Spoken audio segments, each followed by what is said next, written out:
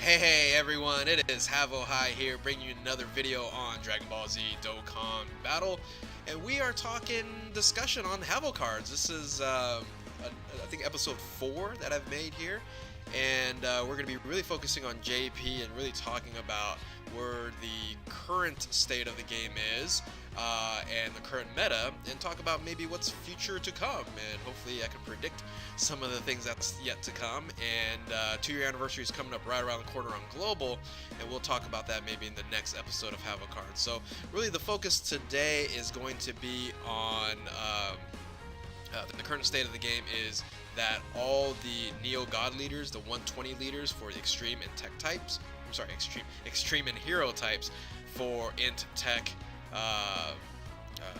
agility, strength, and physical, all the type advantages are all out, and very excited about creating these teams and bringing them together. But also most of the LR 90% leaders are also out, except for one type, and that is the physical type, and that's really what we're going to be focusing on today, along with also a lot of people are talking about dual type and what the future may hold for Dokkan. So those are really going to be the two topic of cards that I'm going to be talking about today. So let's get started and continue on the episode of HavoCards. So what do I believe in probably the next LR 90% physical leaders?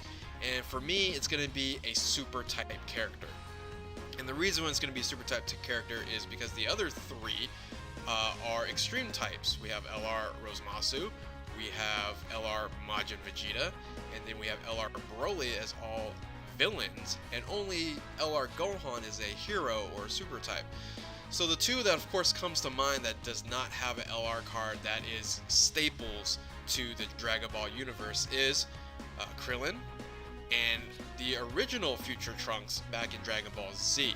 And for me, these two cards are kind of almost a for sure given that these should be coming out as 90% leaders, one or the other for there. So unfortunately on the Trunk one, I couldn't find any art that, when you guys see my art and how I build these HavoCards, they look great. But these are the two that I came up with that I didn't really finish, and that's really for the Trunks here. So, and these are both, you can find on Google and things of that nature, and I just couldn't really find a PNG that I could make into a great LR card. But this is definitely a prediction of mine, and most people predict that Future Trunks will be an LR card, maybe cutting down Frieza here, and this is kind of maybe the SR versus the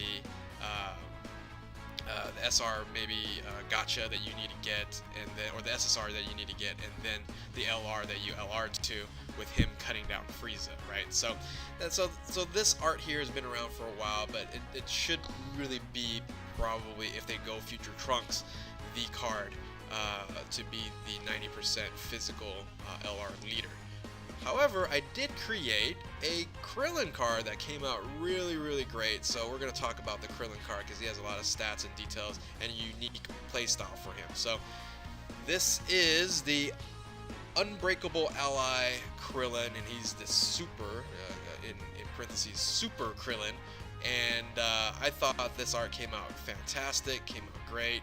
Goku is in the background charging up his Spirit Bomb. That's actually going to be his 18 plus key super, and I'll talk about that in a second.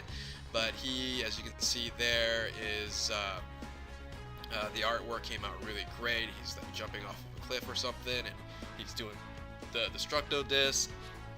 And anyway, I would love for you guys to comment below, tell me what you guys think of this card art and how it came out with, and of course don't forget to like, subscribe, and do all that good stuff as well. So let's look at his stats. His stats turned into, so Unbreakable Ally Crillon super type, so the reason why I put super in there is so that you can't use just traditional SRs or SSRs to get a super attack 10, so you got to get a certain Crillon to get his SA up. So 150 level, of course, because he's a LR, 77 cost because he's the physical leader, the 90% leader, HP attack and defense 90%, physical types plus 3 to key. So his super attacks is the Super Destructo Disc. What it will probably look like is he'll probably be throwing 3 Destructo Discs. If you've seen Dragon Ball Super, what's coming up, you'll understand why he would be throwing 3.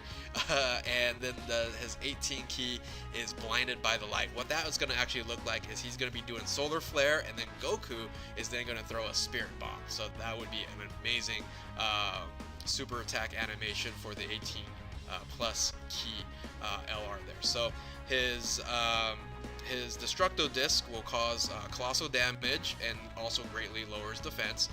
But his Mega Colossal Damage, he actually does the Blinded, and his defense is increased by 120 because, of course, the individual is blinded, and we're going to do it for 3 turns. And then he becomes a really, really nice tank for 3 turns. Now, his passive skill is a little bit different. His passive skill is Abounded Loyalty, and he doesn't buff himself. So it's all allies, not including himself. It's all allies, attack, defense, 10% for every key sphere obtained. So instead of being a nuker for himself, he actually helps other people nuke in a sense, and it also makes them very powerful. And it's only on that turn. So it's a different play style. It's different than nuking. And you get that 10% defensive boost so that you don't have to always nuke, but it would just be a nice buff on top of the 90%. I think this would be an amazing card to get and run on a great, really any team because of his passive. But of course, he'll be an amazing leader on that 90% leader there. So tell me what you guys think. His stats really aren't really too over the top, but that kind of ally nuke kind of scenario, or ally buff for 10% for every key sphere obtained, you can really get 10 and 10 keys, or I'm sorry, 10 key spheres and get up to 100% attack and defense. That would should be really awesome. So tell me what you think on the comments below. So let's now talk about the duel types that a lot of people want to talk about. And I was like, well, if I made an LR card, I'm gonna have to, of course, focus on the top 2 head honchos, and that's Goku and Vegeta. So really, if you were to make an LR card kind of starting off with a dual type, you want to start off really in the base form. That's what I ended up doing. So let's take a look at the card art here. And the card art, actually I just realized it's in reverse that normally I do. It's right side versus the left side. But here's the card art, and I put a little animation into it, as you can see here. Took a little bit more work than I thought. I probably won't ever do that again. It is a super strength and extreme agility type dual type card, and you can see his stats are like ridiculous. And I kind of made this card ridiculous because I would think it would be really, really hard to get, or really hard to get to this LR form. And he's also level 170 versus 150. Cost is 99. I was thinking about even putting even higher than that. But I thought the card came out great. Of course, this is your old school Dragon Ball Z, the initial fight with Goku and Vegeta. And of course, Vegeta at that point in time would be a villain, extreme type there, with Goku being super strength. So tell me what you guys think about the card art here, and also tell me what you think about his stat sheet. His stat sheet's kind of out there. Probably should have debuffed him or something of that nature. But strength and agility, key plus 3, HP attack and defense 150. So it would be a 150 lead. I might think that might be too high up. Maybe we want to bring that down to 140, but either way, he's going to be OP and either really, really hard to get or really hard to get to LR.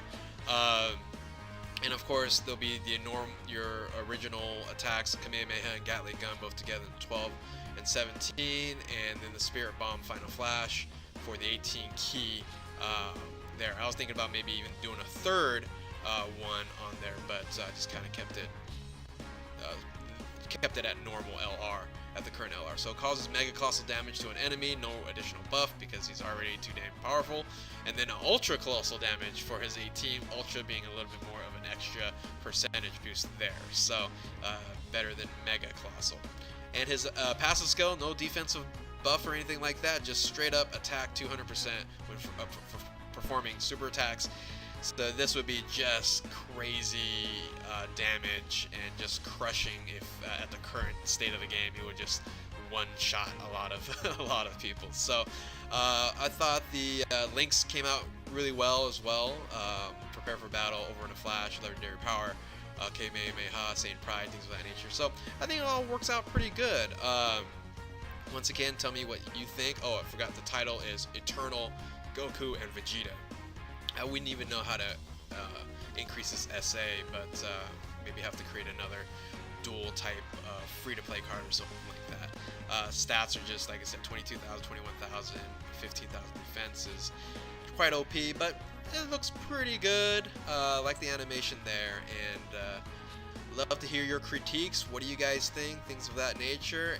And I'm also, of course, continuing on working on new cards and different types of things. If you have an idea, you want me to kind of make one or kind of play on that type of idea that you have, feel free on comment below. Love to hear from you guys.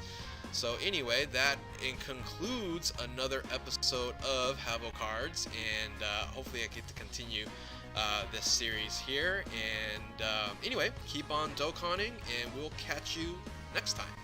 Later.